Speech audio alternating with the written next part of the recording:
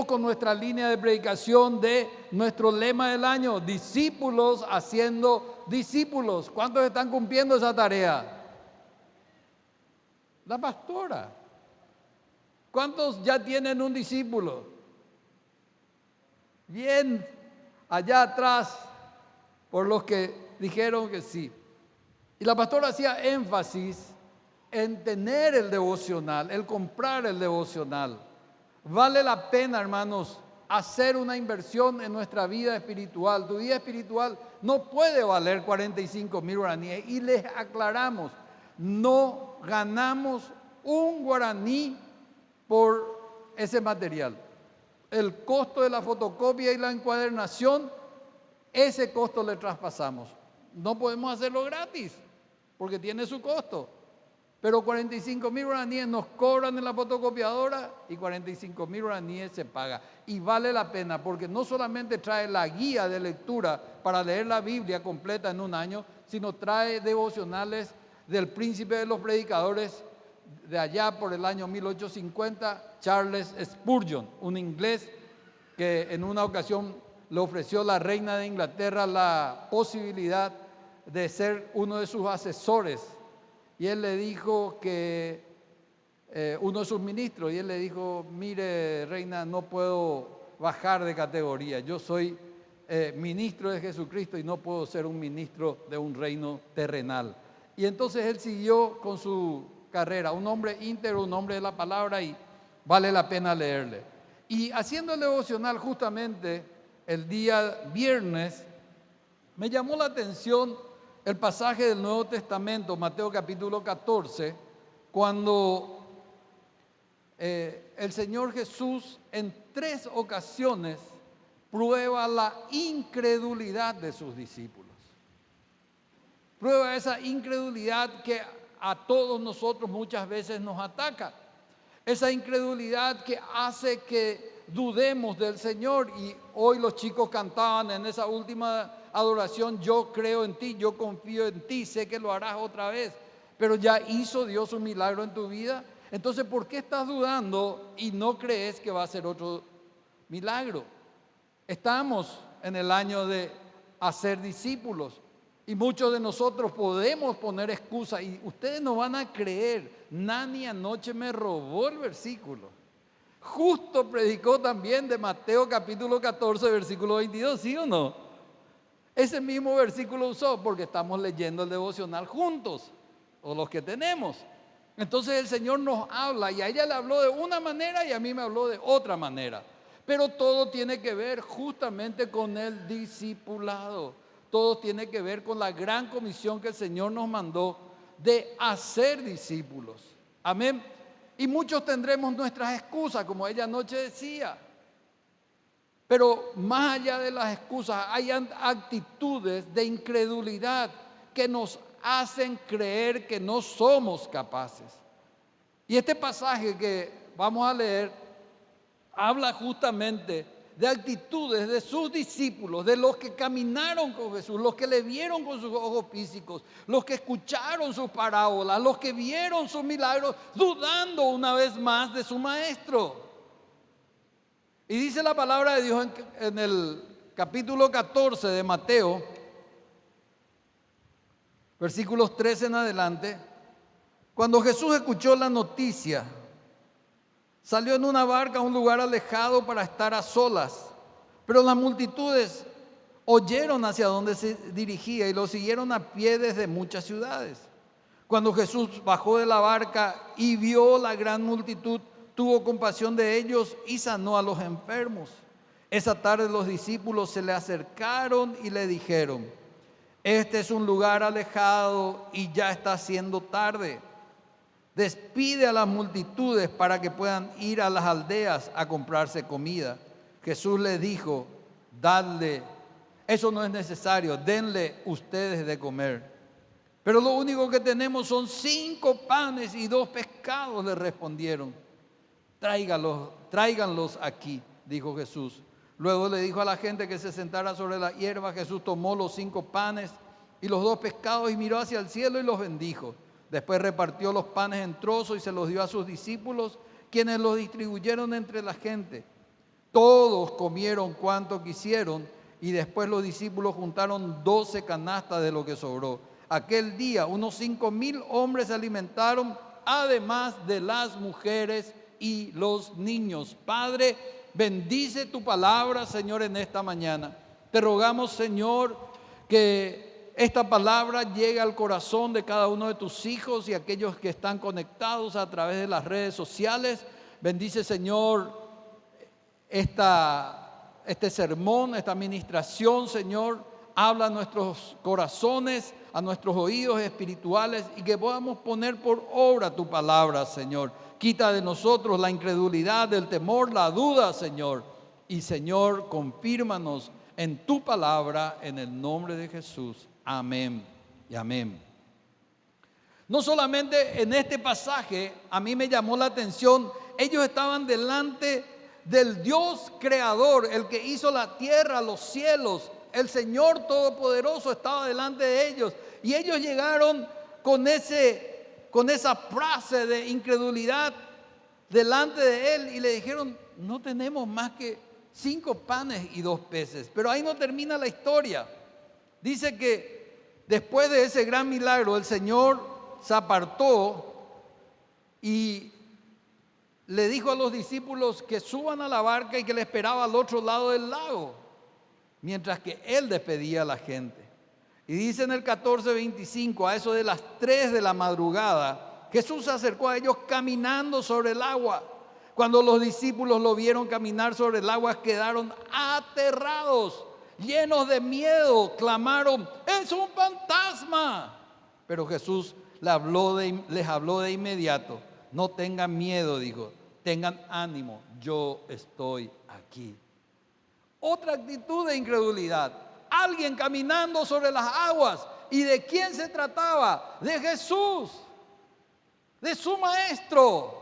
Pero ellos dudaron, ellos tuvieron miedo, porque la incredulidad también trae miedo. Luego dice, Pedro lo llamó: si eres realmente tú. Imagínense la duda de Pedro. Ordéname que vaya a ti caminando sobre las aguas. Sí, ven, le dijo Jesús. Entonces Pedro se bajó por el costado de la barca y caminó sobre el agua hacia Jesús. Pero cuando vio el fuerte viento y las olas, se aterrorizó y comenzó a hundirse. ¡Sálvame, Señor!, gritó. De inmediato Jesús extendió la mano y lo agarró. ¿Tienes tan poca fe?, dijo Jesús. ¿Por qué dudaste de mí? Cuando subieron de nuevo a la barca, el viento se detuvo. Entonces los discípulos lo adoraron. De verdad eres el Hijo de Dios. Entonces nosotros vemos aquí actitudes de incredulidad. ¿Qué le vamos a dar de comer? ¿Un fantasma? ¿O hundirse en el agua al caminar sobre ella? Son 3 actitudes de hombres que estaban con Jesús, de discípulos de Jesús, pero había sobre ellos un fuerte espíritu de incredulidad. Y yo creo que hoy día los que decimos ser discípulos de Jesucristo también sufrimos de este mal, también somos atacados por este espíritu de incredulidad que nos impide cumplir la gran comisión, que nos impide avanzar. ¿Por qué? Porque nosotros muchas veces confiamos más en lo que vemos que en lo que creemos. Si decimos creer, si somos hombres de la palabra, debemos confiar en ella. ¿Y cuál fue la respuesta del Señor a estos actos de incredulidad? En el primer caso, el Señor le dijo: denle ustedes de comer. En el segundo caso, le dijo: no tengan miedo, tengan ánimo, yo estoy aquí. Y la tercera respuesta del Señor es: tienes poca fe, ¿por qué dudaste? Así que el Señor nos anima con palabras que nos levantan, que pueden cancelar y anular toda incredulidad, todo temor y toda duda en nuestras vidas. Entonces, el tema de esta mañana es venciendo la incredulidad.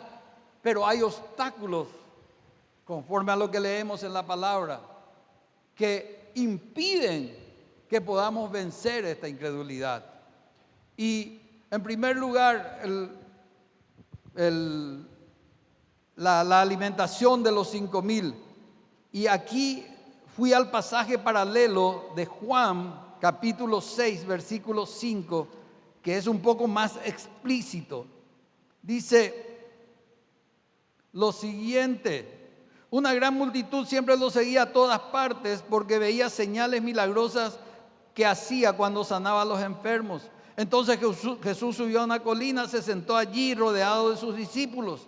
Ya era casi el tiempo de la celebración de la Pascua judía. Enseguida Jesús vio que una gran multitud venía a su encuentro y dirigiéndose a Felipe le preguntó: ¿de dónde podemos comprar pan para alimentar a toda esta gente? Lo estaba poniendo a prueba porque Jesús ya sabía lo que iba a hacer. Felipe contestó: aunque trabajáramos meses enteros, no tendríamos dinero suficiente para alimentar a esta gente. Una respuesta más de incredulidad. Ni aunque trabajáramos años enteros, no vamos a poder alimentar a 5,000 hombres, más sus esposas, más sus hijos. Estamos hablando de una multitud de cerca de 15,000 personas o más. Entonces sus discípulos, en una actitud de incredulidad, aunque sabía quién es el que dijo: denle ustedes de comer, ellos, ¿qué hicieron? Dudaron. La incredulidad, hermanos. ¿Cuántos de ustedes luchan contra la incredulidad? Uno. El resto cree totalmente. ¿No? Entonces, el Evangelio tanto de Mateo como Marcos como Juan nos habla en primer lugar de la gran multitud que seguía a Jesús. ¿Recuerdan la primera prédica del año, que cuando Jesús vio las multitudes, la que yo había dado, ¿no, Julio? Cuando vio las multitudes, dice, tuvo compasión de ellas. Las multitudes le seguían a Jesús. Jesús era acompañado de una gran multitud y Jesús sanaba a esa multitud. Jesús liberaba a esa multitud. Jesús alimentaba física y espiritualmente a esa multitud. Y en ese momento, cuando el Señor les dice: denle ustedes de comer, se desesperaron. Anochecía. Ellos dijeron: bueno, tienen que ir a las aldeas, pero aún en todas las despensas, almacenes, copetines, bares que hay, no va a haber alimento suficiente para tal cantidad de gente. Y lo único que tenían en sus manos era la merienda de un niño. Felipe dice: aunque trabajáramos meses enteros. Felipe dice: no tendremos dinero suficiente para alimentar.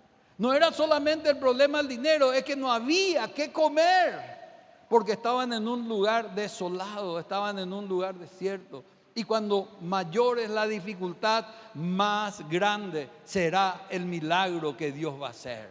Amén. Cuando mayor es la barrera, cuando mayor es el impedimento, el milagro de Dios va a ser mayor. Imagínense, no había dinero, no había lugares para comprar alimentos y había 15,000 personas, hombres, mujeres y niños, que ya estaban hambrientos. La noche venía y ahí aparece el Señor.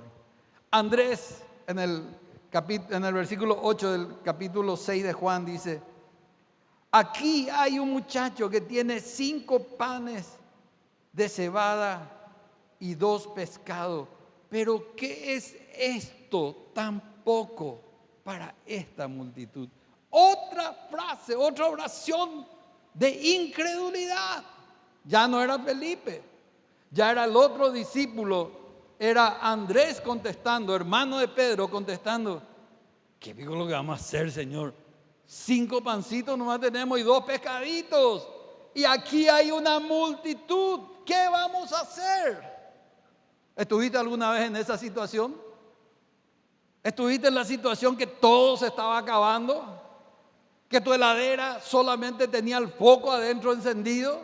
¿Estuviste en una situación que tu combustible no llegaba a Ciudad del Este? Estuviste en una situación que mañana vencía tu alquiler y ya estabas atrasado 2 meses y no tenías cómo pagar. Yo ya estuve, hermano. Yo conozco al Dios de la multiplicación. Yo conozco a ese Dios que cuando aparentemente no hay nada, ese Dios en sus manos tiene toda la solución. Aleluya. Amén. Hermanos, hemos pasado por tantas situaciones como familia, como pastores de la iglesia.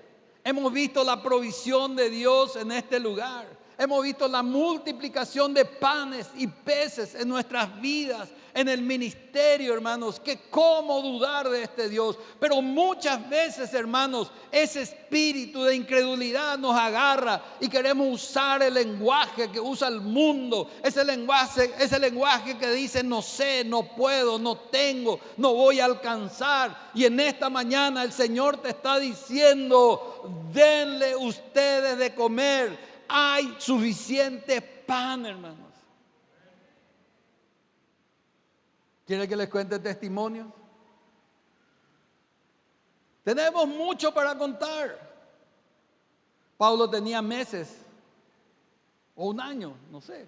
Era chiquito, era alérgico, asmático. Iba a ir la porte, gente. No teníamos seguro médico. No teníamos mucho combustible siempre en el auto y no teníamos plata para el médico. Y una noche Pablo de vuelta con su crisis de tos. No está Martín para que les diga cómo tosía Pablo. Pero tosía y se quedaba morado, gente. Se le iba todo el aire.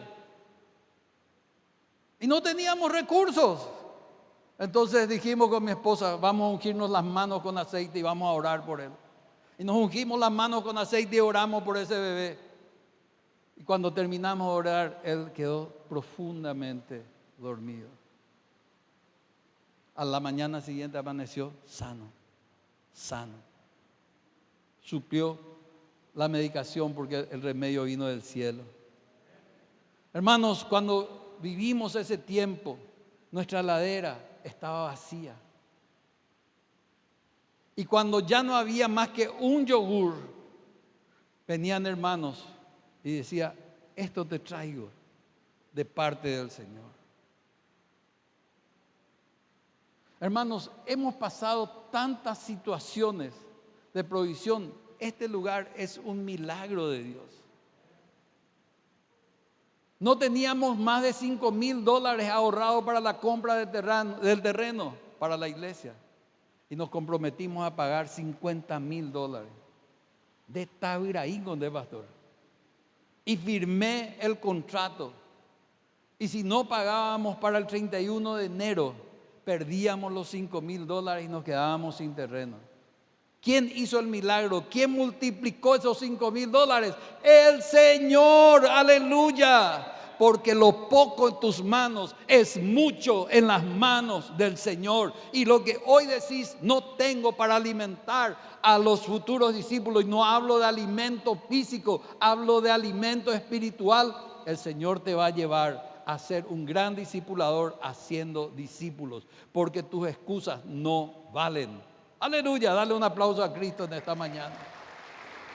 Aleluya.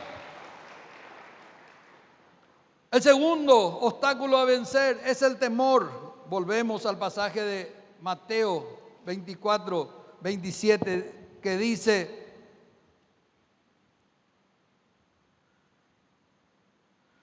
"26. Cuando los discípulos lo vieron caminar sobre el agua, quedaron aterrados y llenos de miedo.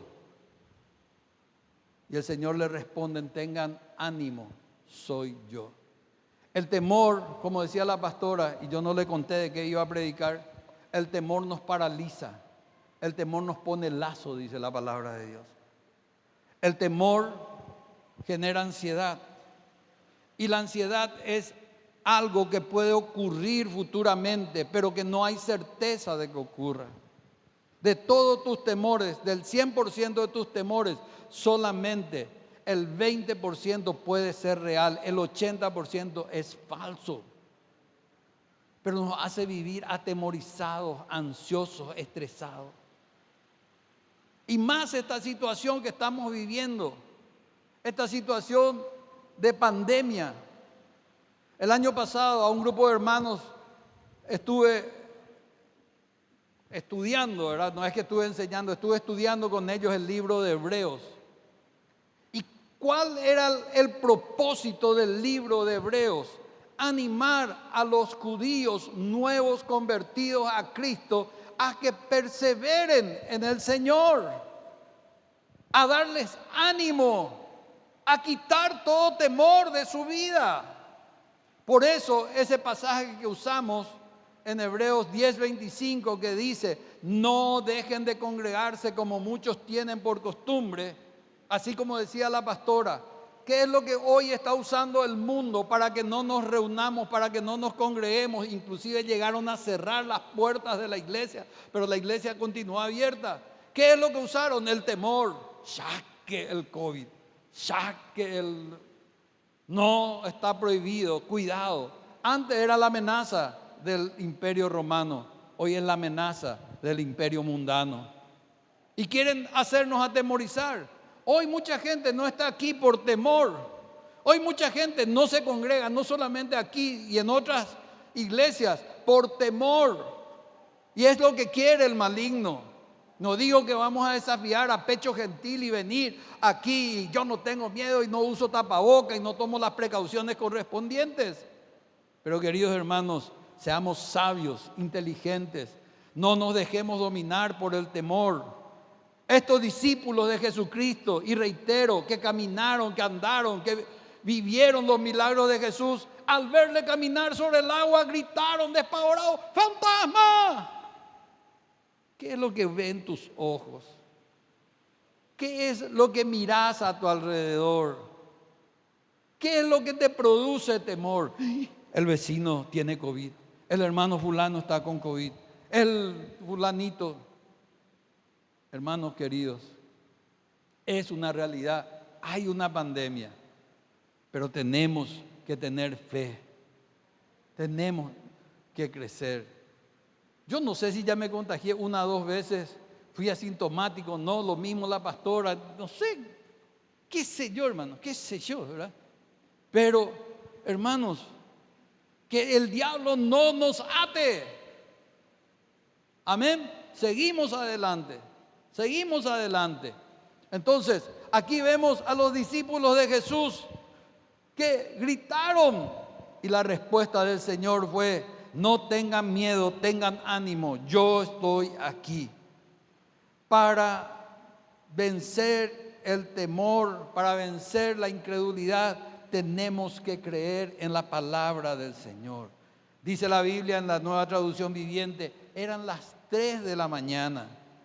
Imagínense, el Señor les despidió, le dijo: vayan ustedes en la barca, yo voy a despedir a la gente y después me voy junto a ustedes. Pero lo que menos pensaron es que iban a venir caminando sobre el agua, porque el Señor es el Señor sobrenatural, sobre la naturaleza. Él domina la naturaleza. El otro acto de dominar la naturaleza fue cuando estaba dormido en la barca de sus discípulos. ¿Y qué pasó? Vino una gran tormenta y él se levantó, dice, cuando sus discípulos dijeron: Señor, despierta que perecemos. Temor yeuma, despierta que perecemos. El Señor se levantó las manos y que dijo: que pare la tormenta. Y el viento le hizo caso, porque Él domina esas cosas. Muchas veces, hermanos, no es la provisión, son las circunstancias de la vida. No llueve, y cuando llueve viene viento, tormenta, granizo, etcétera, etcétera. Ya ora mina lomita. Oremos, gente. Necesitamos lluvia, oremos. El Señor sobrenatural está con nosotros.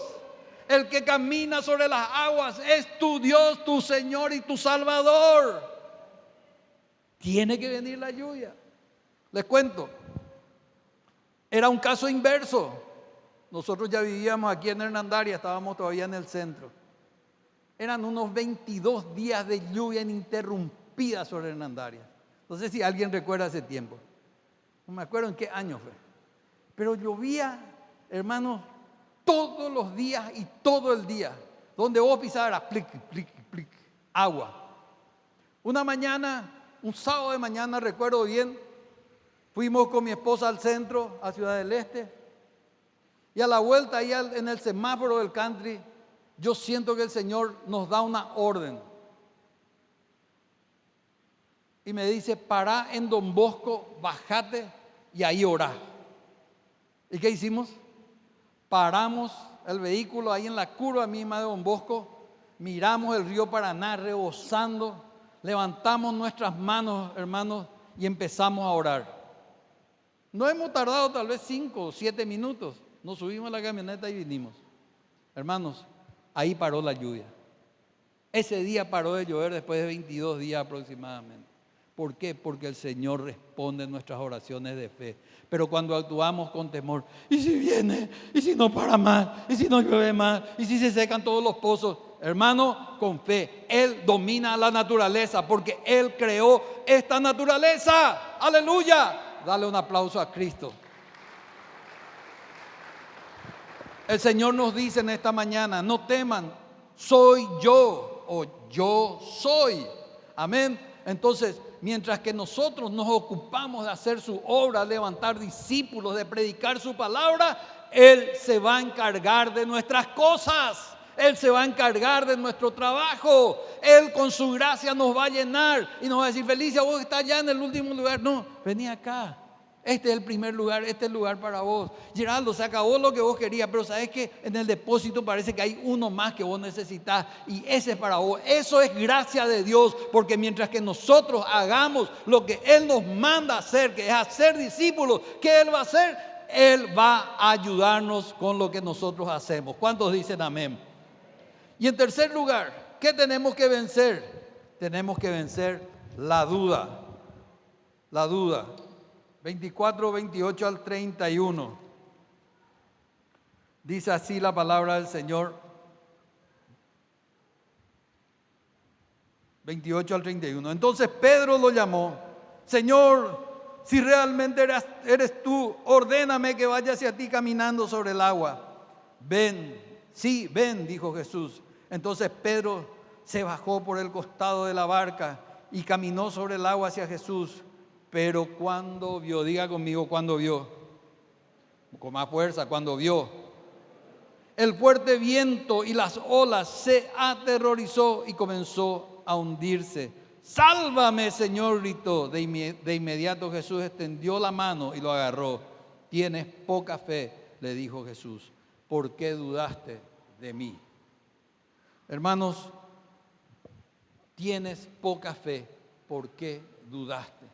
La duda es antife. La duda es lo opuesto a la fe. El antónimo de la fe es la duda. Y Pedro podía caminar tal vez, es una suposición que hago. Pedro podía caminar tal vez hasta el propio Señor Jesús. Pero ¿qué pasó? Pedro miró las circunstancias que le rodeaban. Miró la tormenta, miró el fuerte viento.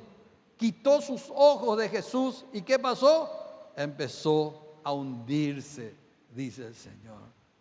Amén. Entonces, ¿cuántas veces el enemigo atacó tu vida? No solo con incredulidad o con temor, sino con duda, con dudas. ¿Y si no me sale? ¿Y si no llego? ¿Y si no alcanzo? Y va ahí, hoy la porte. Todo el mundo dice que hay crisis. Pero ¿cuántos crecieron en esta crisis? ¿Cuántos crecieron? Yo sé de testimonios de ustedes que han crecido en esta crisis, que han crecido en esta pandemia. La iglesia, hermanos, la iglesia en plena pandemia pasó sin deber nada a nadie. Van 2 años seguidos que se pagan los salarios, los aguinaldos. Todo en fecha, hermano. No tenemos cuentas, no tenemos deudas. ¿Cómo si estamos en crisis? ¿Cómo si no hay trabajo, no hay dinero? Porque Él es el que nos sostiene. Aleluya, dale un aplauso a Cristo. ¿Puedo contar Elías? David. David tenía un trabajo fijo. Vino la crisis y le dijeron bye bye California, chao chao, no hay más trabajo, se acabó, ¿verdad? Déjame contar. Entonces él armó un negocio en su casa. ¿Y saben qué me dijo después de unos meses de su negocio? Gano más que cuando era empleado, porque el Señor es el que le sostiene. No son sus patrones terrenales, es su jefe, es el proveedor de su vida. ¿Y cuántos de nosotros pasamos por lo mismo, hermano? Porque Él dice, no dudes, soy yo. Pero cuando dudamos, somos igual que las olas, dice, llevados de un lado para otro, de aquí para allá, de aquí para allá. Hoy creo, mañana no creo. Hoy dudo, mañana no dudo. Entonces así no podemos vivir. Vivimos en dos mundos, vivimos desesperados. Por eso dice la palabra de Dios en 2 Corintios 5:7, no andamos por vista, sino andamos con fuerza, amén. Pedro cometió un error que muchas veces nosotros los seres humanos, los cristianos, cometemos, que es quitar la vista de Jesús y mirar las circunstancias. No mires más lo que te rodee, no mires más aquello que te está desesperando, pero ya viene, ya llega, ya vence. Cree en aquel que puede caminar sobre las aguas. Cree en aquel que puede quitar el temor de tu vida. Cree en aquel que puede con 5 panes y 2 peces alimentar a 15,000 personas. Este es el tiempo, hermanos, donde los verdaderos hijos de Dios están siendo probados. Estamos siendo probados. Si vamos a resistir o no en la batalla. Y la incredulidad, el temor y las dudas son grandes batallas que tenemos que vencer. Cuando subieron a la barca, dice el versículo 32, el viento calmó, entonces adoraron al Señor. Amén. Cuando Él multiplica, cuando Él quita el temor, cuando Él calma la tempestad, ¿qué te queda hacer a vos? Adorarle, adorarle y adorarle. No quejabanza, gente. No queja, no uses el lenguaje del mundo. En estos días veníamos con mi esposa en el vehículo y estábamos escuchando las noticias temprano a la mañana, eran 8:30. Y empiezan los programas ahí, no sé también para qué escuchamos. Y empiezan a decir, aumentaron los casos de COVID, no hay camas en los hospitales. ¿Qué más dijeron? Que va a subir el combustible. Todas esas noticias como para que vos agarres un cuchillo o una empanada si querés y empezar a cortarte las venas. Todo está mal. Porque esos son las voces contrarias a la fe. Amén. No dejes que los pensamientos asesinos llenen tu mente. ¿Qué son los pensamientos asesinos, hermanos? Recuerdos negativos del pasado, palabras antife del presente o temores al futuro. Un psiquiatra cristiano llamado Augusto Curi le llama ventanas killer, ventanas asesinas, que nosotros empezamos a abrir recordándonos que nos fue mal en tal época, recordándonos que fracasamos en esto, en aquello, recordándonos que nos ofendieron, que nos hirieron, que nos lastimaron. ¿Y saben qué? Empezamos a producir, ¿verdad? En nuestro cuerpo neurotransmisores que nos deprimen. Pero nosotros, dice la Biblia, el mejor libro de psicología que yo conozco y el mejor psicólogo que existió en la tierra, que se llama Jesucristo de Nazaret. Por lo demás, hermanos, en todo lo que es justo, todo lo que es honesto, todo lo que es bueno, todo lo que es digno de buen nombre, digno de alabanza, en esto pensad. No pienses en las amenazas, no pienses en los temores que te acechan, porque esos temores todavía no van a cumplirse, no son reales. ¿En quién confías? ¿En la prensa? ¿En el gobierno? ¿En sus promesas? ¿O en la palabra de Dios? En el libro de los libros, en el Señor de señores, en el Rey de reyes. Levantate, iglesia, levantate, despertate. Toma la palabra de Dios como tu brújula, como tu guía. Orale al Espíritu Santo y decirle: mientras que leo la palabra, Espíritu Santo, háblame, ministrame, porque la palabra tiene un logos, que es la palabra escrita, pero tiene un rema, que es el mensaje de Dios actual para tu vida. Pero si no lees la Biblia, si no tenés un devocional, leeta.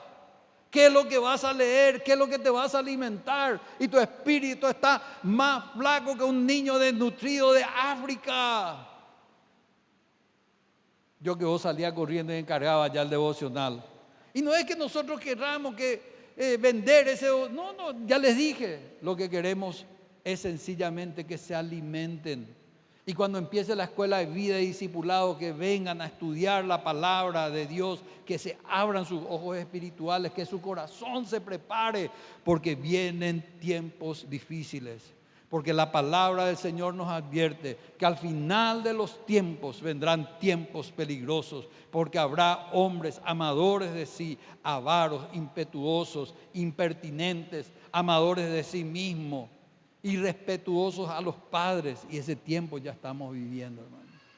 ¿Cuál es la solución? La palabra de Dios.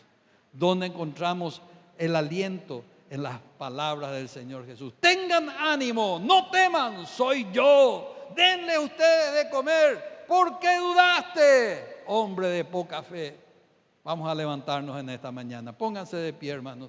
Les prometí que 11:15 terminaríamos. Aleluya. Chicos,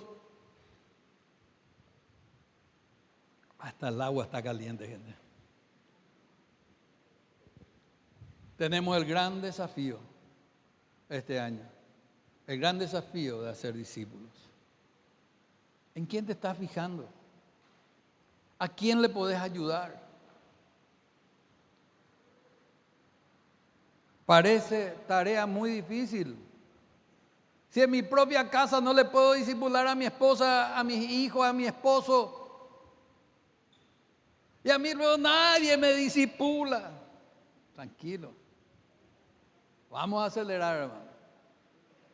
Vamos a hacer una iglesia de discípulos, no de números.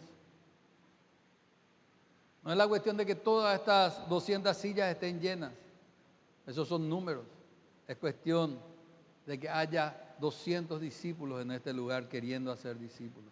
Tarea imposible humanamente, pero confiando en el Señor y su palabra va a ser posible.